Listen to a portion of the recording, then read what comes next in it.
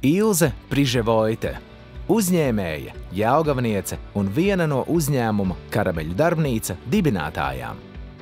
Ilze pārstāv mazo un vidējo uzņēmēju darbību, nozari, kuru viņa pārzina gan praktiski, gan stratēģiski. Ikdienā strādājot savā uzņēmumā, viņa redz, kā šis sektors var kļūt par vēl nozīmīgāku Jelgavas attīstības balstu. Ilze kandidē, lai turpinātu stiprināt jau esošo pašvaldības atbalstu uzņēmējiem, padarot to vēl mērķtiecīgāku, praktiskāku un ciešāk balstītu reālajās nozares vajadzībās.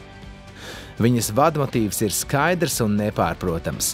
Rezultāti un atbildes ir tur, kur sākas mērķtiecīgs un strukturēts dialogs.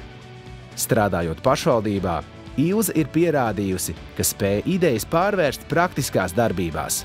Viņas pieredze ir kā stabils tilts starp uzņēmēju vajadzībām un reāliem risinājumiem. Ilze Priževoite, tavs cilvēks Jelgavai!